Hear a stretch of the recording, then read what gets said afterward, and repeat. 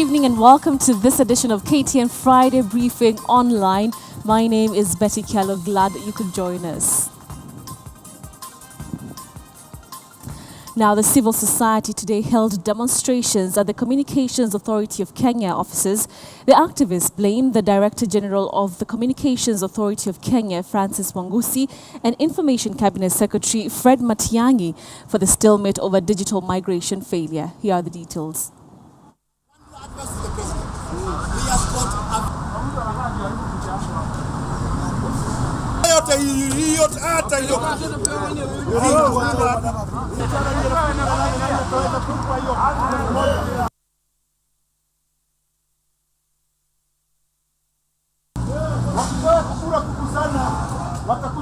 National anthem as we go.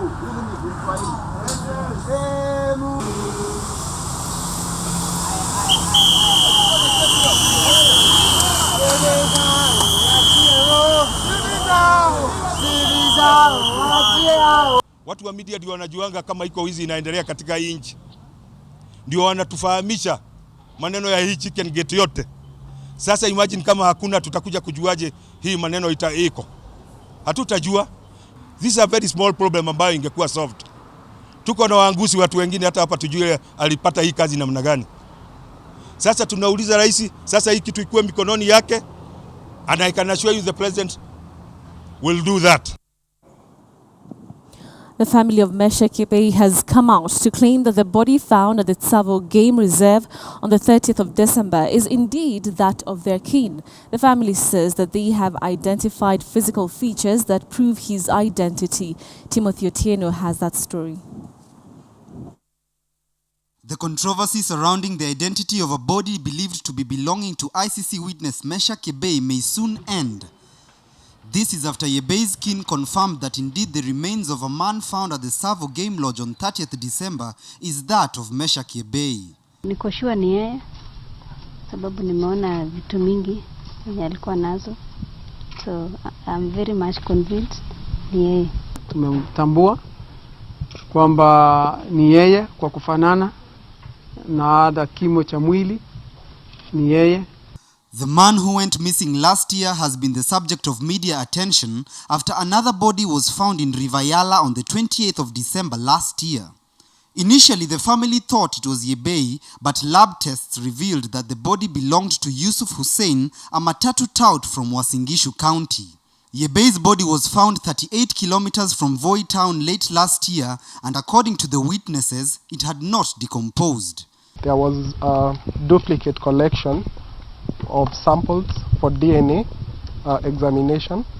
The Department of Criminal Investigation collected their sample, and the family, represented by Lancet Kenya, also collected samples on their behalf. And for us, it's to await the examination. With the latest findings, Yebei's family now has to wait for between 5 to 10 days for an official report from a joint DNA test conducted by both the family and government doctor before they can finally lay their kin to rest. Timothy Otieno, KTN. And now moving to the Rift Valley, a supremacy battle looms between Deputy President William Ruto's party, United Republican Party, and KANU over control of Rift Valley politics ahead of the 2017 polls. Speaking at a retreat, KANU Secretary General Nick Salat announced that the party is no longer interested in joining any political coalition ahead of the next general elections. Salat instead assured KANU supporters across the country that the party was in the process of rebranding itself. Salat, while addressing party members, stated that KANU was in the advanced stages of recruiting more members in preparations to position itself nationally. The party is holding a 3-day leaders retreat at the Lake Bogoria Spa Resort in Baringo County. The former president, Daniel Arap Moi, is expected to address the leaders tomorrow.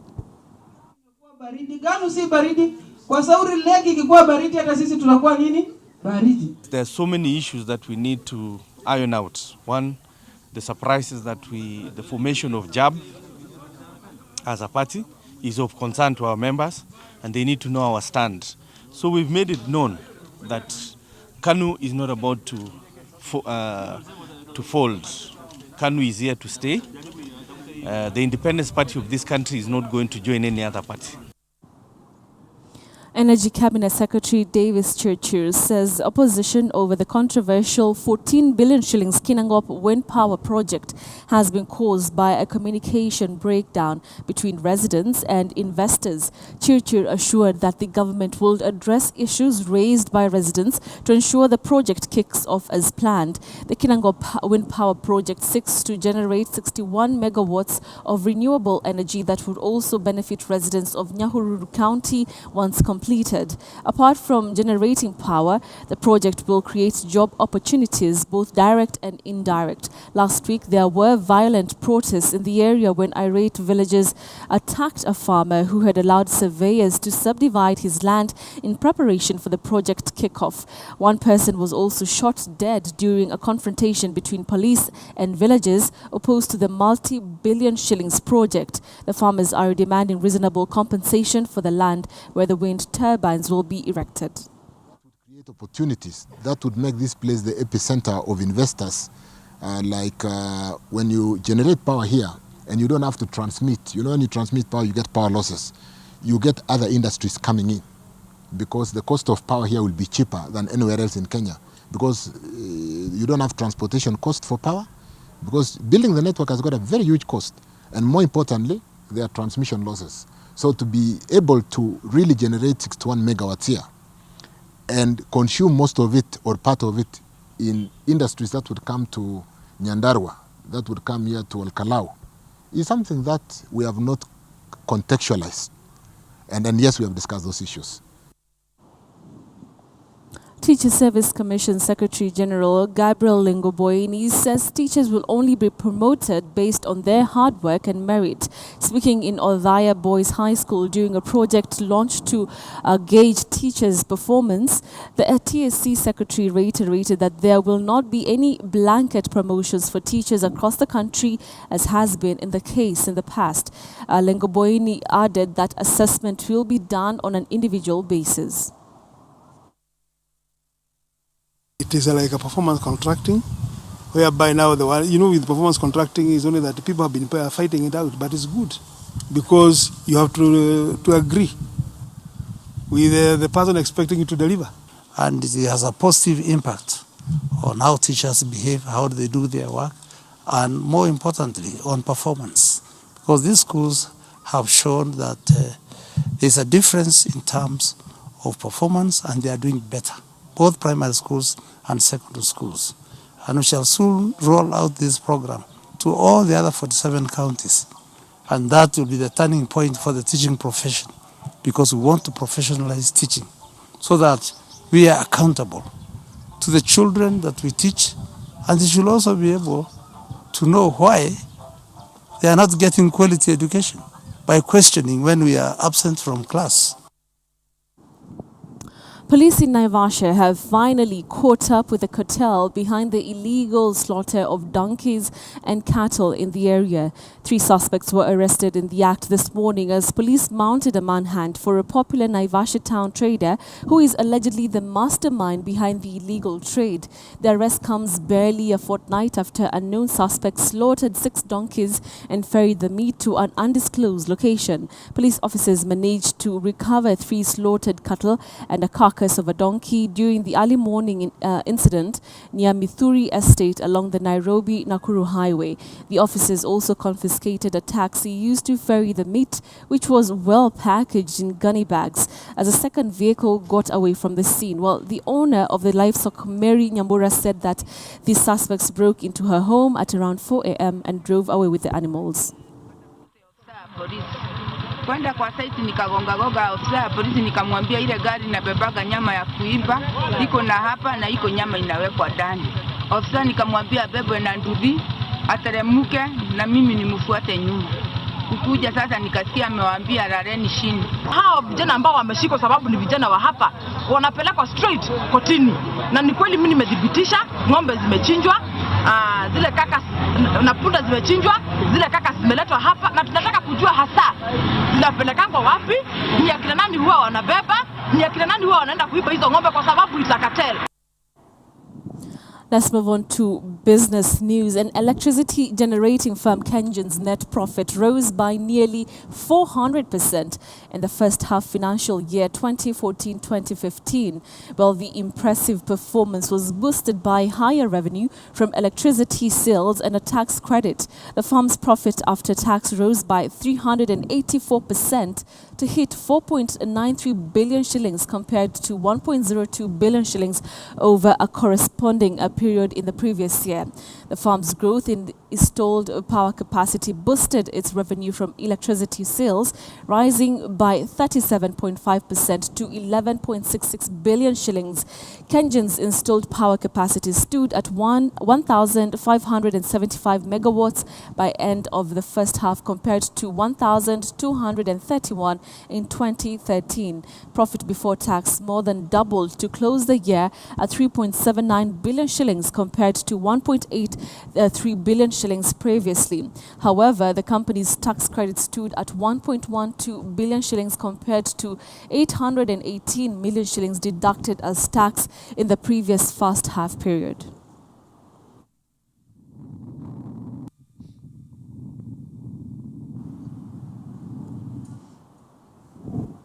Trade between Kenya and Germany is poised to grow following aggressive campaigns by the German government. Over 17 exhibitors from Germany, drawn from various sectors ranging from construction to energy, are pitching camp in the country to showcase some of the areas the two countries can partner in.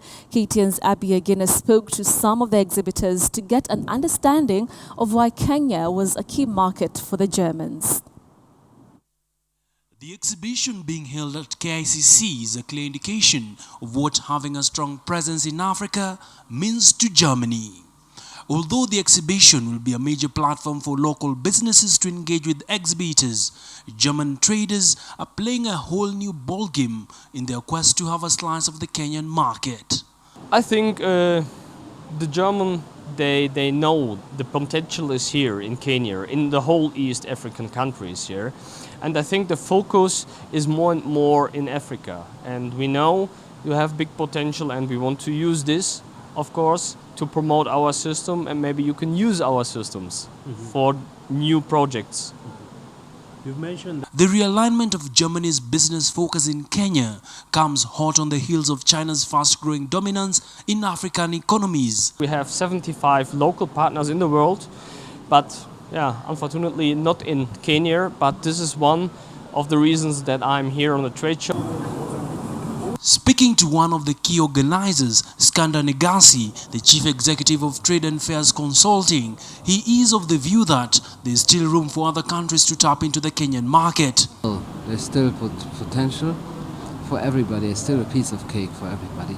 The Chinese are currently handling mega infrastructure projects in the country, ranging from the standard gauge railway project, roads, to berths at the port of Mombasa. China has been growing at an average rate of 7%, following its massive onslaught on opportunities in Africa. According to a recently released Bloomberg report, Kenya ranks third in Africa among economies that are tipped to register faster economic growth rates. Abiagina, KTN Business. British American Tobacco, Kenya's full year 2014 pre-tax profit jumped 11% to hit 6.1 billion shillings, fueled by increased export and domestic sales. The firm, East Africa's largest cigarette maker that is majority owned by British-based group British American Tobacco, saw its total turnover rise to 34.12 billion shillings from 31.92 billion shillings. The company attributed the increase to better performance of contract manufacturing for the Democratic Republic of Congo and exchange gains on export sales. A weaker shilling helped exporters earn more last year, with BAT saying Kenya that the foreign exchange gains on its export sales stood at 190 million shillings. Revenue rose by 7% to 34.12 billion shillings from 31.92 billion shillings. Its earning per share also rose to 42.55 shillings from 37.24 shillings the previous year. The company will, however, face challenges this year from higher excise taxes, proposed regulatory changes to tobacco laws that are tougher on consumption of cigarettes.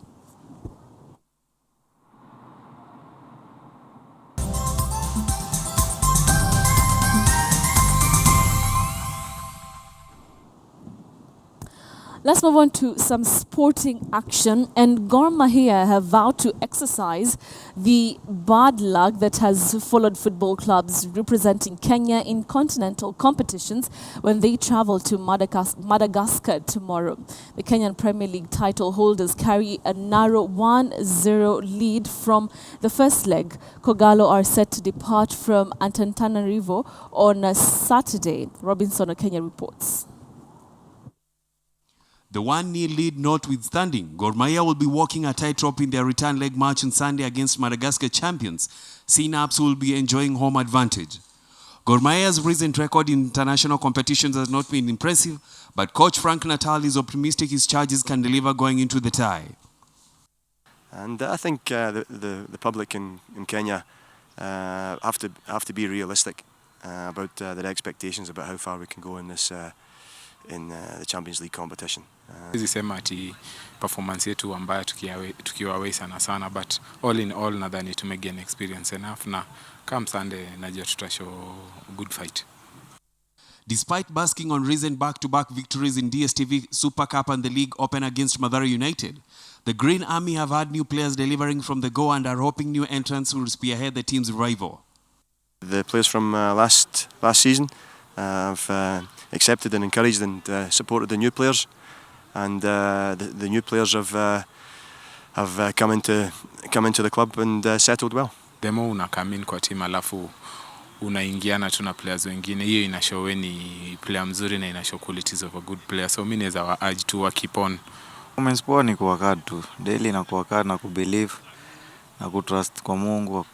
Kogalo will depart the country on Saturday morning for the crucial tie in Antananarivo on Sunday. Robinson Okenye, KTN Sports. Caleb Odiyo finally gave Kenya some rays of hope in the ongoing Africa Region Wheelchair World Cup qualifier when he won his singles match 6-0 and 6-0 against Bernard Namasapani in the first match of the day.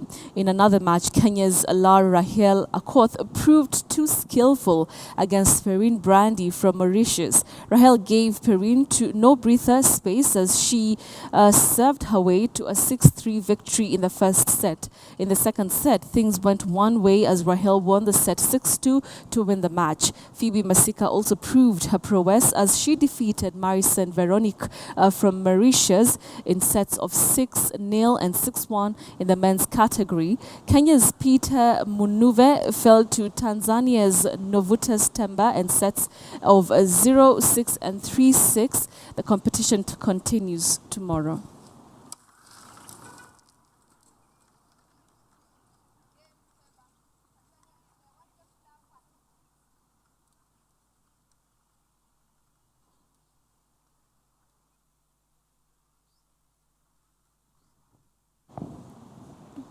The only remaining English team in the UEFA Europa League, Everton, has been paired with Dynamo Kiev in the round of 16. Everton will first host the Ukrainian side before taking a trip to the conflict-torn country.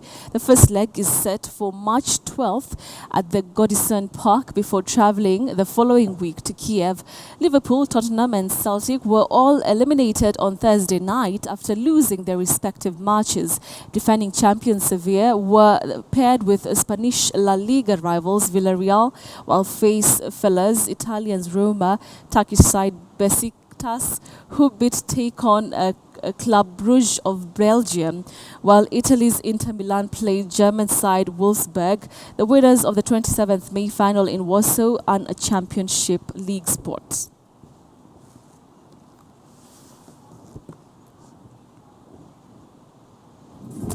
Well, that's where we wind up things here on KTN Friday Briefing Online. Thank you very much for watching. My name is Betty Kialo. See you soon.